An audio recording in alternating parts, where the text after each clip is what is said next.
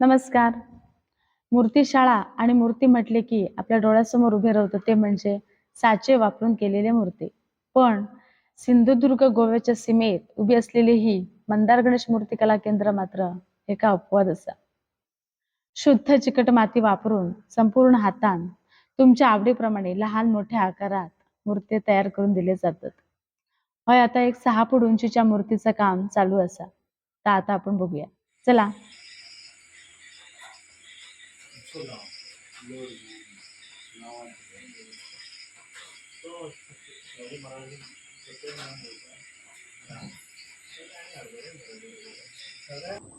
मातीयेच्या गोळ्याक जेव्हा मूर्तिकाराचो हात लागता तेव्हा ती माती एक वेगळोच आकार घेऊक लागता.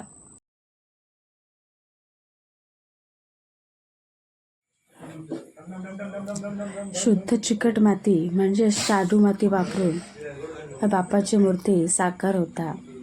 तुमका ह्या बापाचे चरण कमल दिसलेच असतले.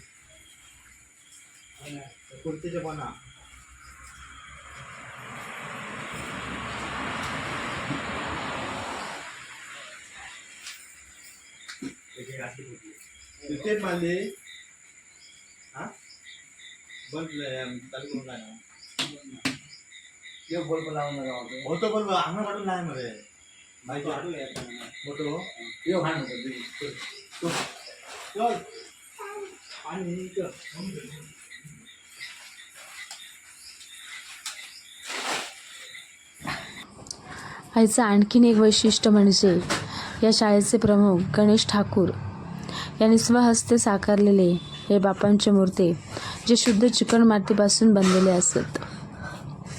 सध्याच्या काळात हाती मूर्ती बघण्याचं हे एकमेव ठिकाण म्हणजे मंदार गणेश मूर्ती कला केंद्र असं म्हटलं जातं. मातीयेच्या गोळ्यापासून सुंदर मूर्ती तयार होणं ही त्या मूर्तिकाराच्या हाताची किमया असता. खरं तर करता करविता तर तो परमेश्वरच असता, निमित्त मात्र आपण असतो.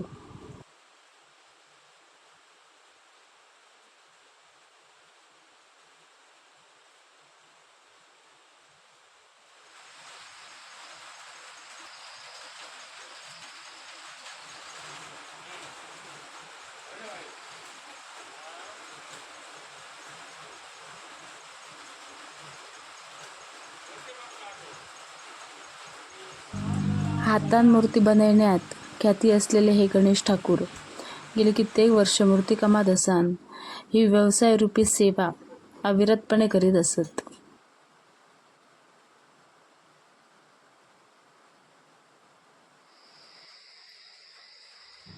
खरोखरच सुंदर लोभच असा बाप्पाचा रूप साकार होताना दिसता हा.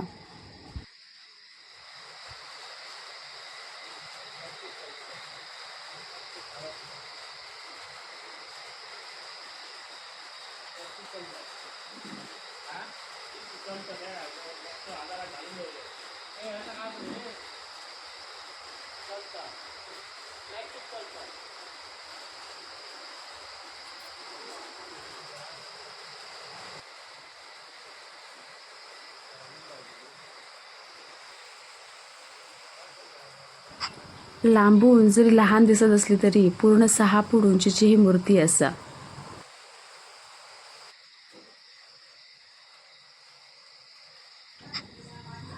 इब्रामपूर तालुका पेडणे गोवा हे स्थानापन्न होणारी आणि सुमारे 35 कुटुंबांची इब्रामपूरचा राजा म्हणून प्रसिद्ध असलेली ही गणपती बाप्पाची मूर्ती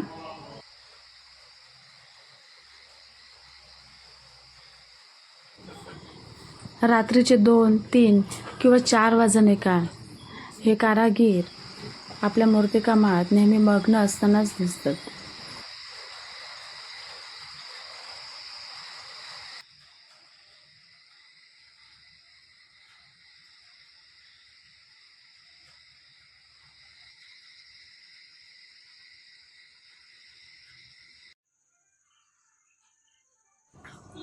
मूर्तीचा दागिने आणि रंगकाम पूर्ण बाकी असा तरी सुद्धा किती लोभस निरागस रूप दिसताना या इब्राहिमपूरच्या राजाचा